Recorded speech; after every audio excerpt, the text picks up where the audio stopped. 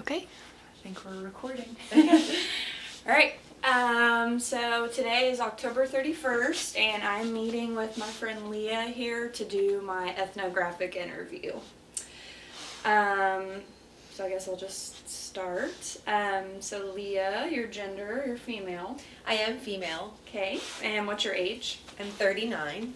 Okay, and what is your socioeconomic status? I would put myself probably at low to middle class. Mm-hmm. Okay. And then what's your sexual orientation? Heterosexual. Okay. And I guess we'll just keep going through these. What's your ethnicity? I am Caucasian. Okay. And what's your country of origin? I was born in America. Mm-hmm. My grandparents were born in Germany and Romania, and then my other grandparents' family comes from the Scotland area. Okay. Do you classify yourself with a particular race? White. Okay. And then what's your religion? I am Jewish. I was raised Jewish. Okay. And your nationality? I guess that would be American as well. Mm-hmm. Okay. And do you have any disabilities? No. All right, so that's kind of like demographic stuff. This is more, I guess, talking about your religion. Okay. And what are some of your favorite foods? And is food an important trait of your culture? So yeah, food is important in our culture. We have very distinctive foods that we eat during holidays. I would say my favorite foods are, and I don't know that they're necessarily Jewish specific, but I correlate it with Judaism because that's what we always had. Mm-hmm. So one of my favorite foods is latkes, which are potato pancakes. We have them during the Hanukkah time, where we have just about all kinds of fried food you can think of, like donuts during that time too. Sufganiyot is what we call them. That's what you call donuts? Mm-hmm. Sufganiyot. Okay. Mm-hmm. And then I'm a huge fan of chopped liver, which is usually we have that around Rosh Hashanah, which is the New Year, and a lot of times at Passover as well, or at least that's when I had it growing up, and so I enjoy eating that. It's kind of gross, but I really like it. Another popular, if you want to call it Jewish food, is gefilte fish. Mm-hmm. I can't stand it. It's essentially ground up white fish that's like molded into a ball and like put in this jar, and it's a little gelatinous. And not my favorite thing. Yeah. And then so what about like the kosher thing with food? I do not keep kosher. Okay. There are a lot of laws, kashrut laws, of which I'm not going to be able to explain, but in generalities, I can tell you that Judaism, we don't mix dairy and meat together. Essentially, the theory is that you don't want to like be eating a calf in its mother's milk kind of thing, if that explains it in any way. And there are some rules with that. Like if you eat meat, you need to wait 3 hours before you eat dairy. If you eat dairy, you need to wait half an hour before you eat meat. Everything has different dishware and dishwashing stations. And I know this because my family kept kosher for a great period of time growing up. So you have dishes for dairy, dishes for meat, separate dishwashers for those, and then also during Passover, you have dishware for Passover because you can't have it touching any leavened bread. Mm-hmm. So it's a completely different dish set. And then the other part of kashrut is it needs to be blessed by a rabbi. So if you go to the store and you pull off a box of matzah crackers, you'll see a little kosher symbol, and that means that it was blessed by a rabbi in a kosher facility or factory. Other things about kashrut: we don't eat shellfish, we don't eat pork, we don't eat anything that's what we call a scavenger of the sea, so like shrimp, shellfish, crabs, lobster. And of course, I've had all those things, and I love bacon. Mhm. But just in general, those are no-goes. I do believe that animals that are okay to eat, according to kashrut law, is they have to chew their own cud and have hoofed feet. Oh. So certainly cows, goats, chickens are fine. They don't do that, but chicken's fine. Mhm. So, and then also the animal has to be killed in a humane, quick manner. Okay. So a kosher butcher would do that, Mm. typically. Interesting. Yeah, it's a lot. It really is a lot Yeah. involved, So- and that's just the basics. So So food is important, it sounds like. food laws are important. Yeah. Now, whether it's not important to me, Mm-hmm. but certainly if you're a Orthodox practicing or even some conservative practicing Jews will follow that. Okay. Cool. All right. Does your culture have a traditional dress that is symbolic of your culture? Actually, yes, and it's more for the men than for the women. Again, this is on the more conservative or Orthodox practicing Jews. The men will wear what's called tzitzit, and it's an undergarment that you wear under your clothing that has knots, like knotted strands, Mm-hmm. and each of those knots stands for like a different law or commandment. If I were a good Jew, I would remember how many and like what number, but I don't. So that's traditional daily garb for men. And for women, I mean, if you're, again, on the more conservative or Orthodox side of things, you do want to have elbows covered, knees covered, head covered. Women usually wear a kerchief of some kind, and men typically wear a yarmulke. That's my dog's. Mhm. So Okay. Was your family ever that traditional, like as far as dressing? no, not as far as dressing. Okay.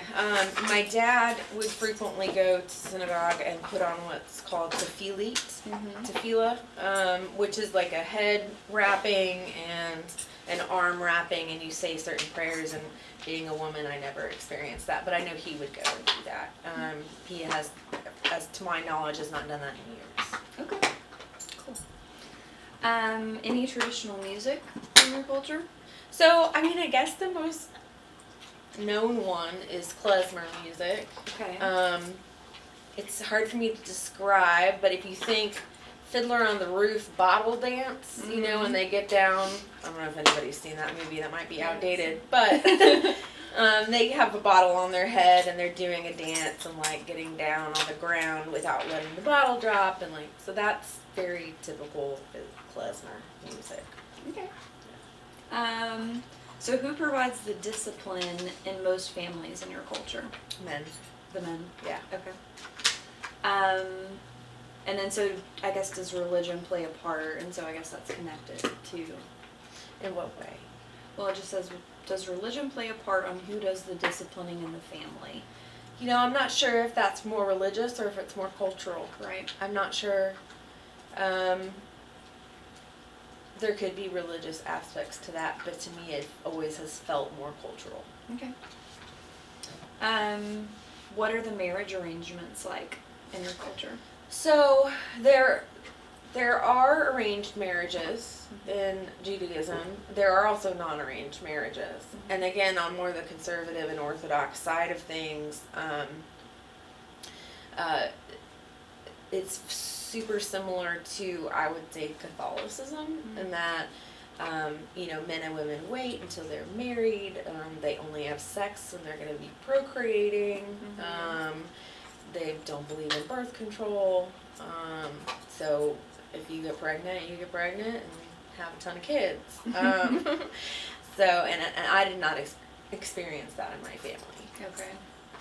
So no sex for pleasure? You know, I could be wrong about that.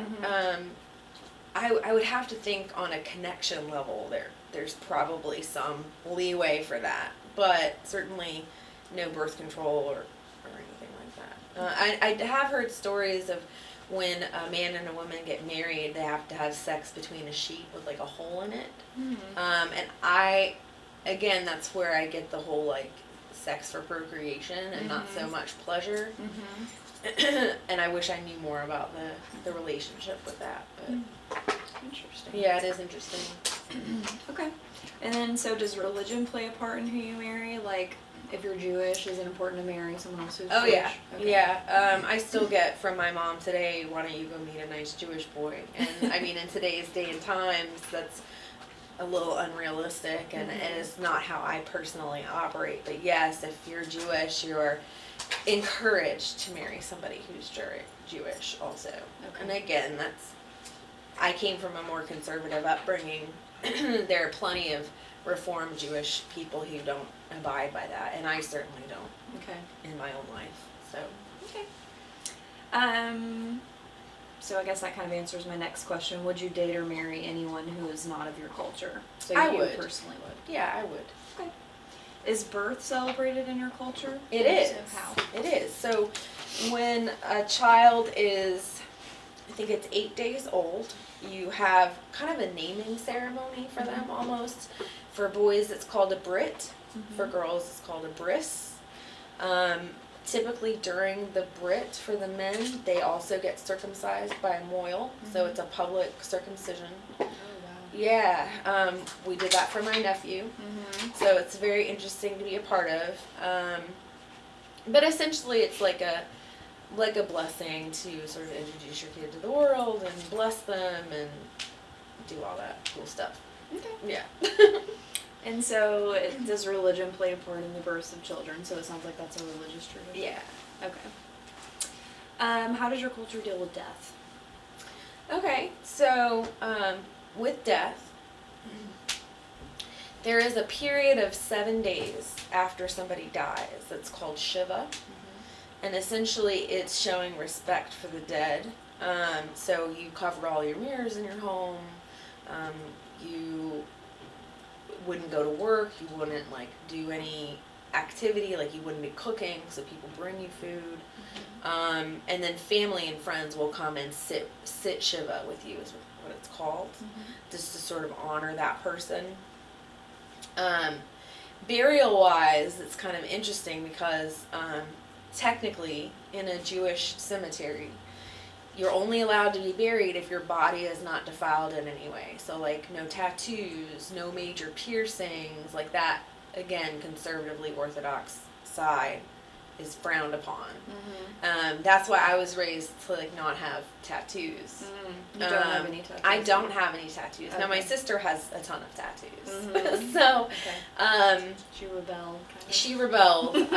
I just can't think of anything I permanently want on my body. So, and then also we do not embalm our corpses. Okay. So we don't embalm them. So no like open casket viewings or anything? Yeah, and like organ donation is frowned upon because you want the body to be whole when it's buried. And I think other cultures do this too. I've only been to maybe 1 or 2 Jewish funerals, but everyone will take a handful of dirt and throw it in the grave to kind of process burying that person. Okay. And I know that other cultures do that. So. All right. So let's see. What is the process, or is there a process for a boy to become a man or a girl to become a woman? Yes. Okay. For men, it's called a bat mitzvah, and it happens at age 13. For girls, for men, it's called a bar mitzvah at age 13. For girls, it's a bat mitzvah at age 12. Okay. Because technically females mature faster, or so they say. Yeah. And essentially what that is you learn a portion of the Torah. It's called a Haftorah. And the Torah is our Bible, the Old Testament. So you learn that, and then you go before a public arena and read, you kind of sing your Haftorah portion, and then you give a speech, and there's more blessings involved, and essentially that means you're an adult. Okay. So.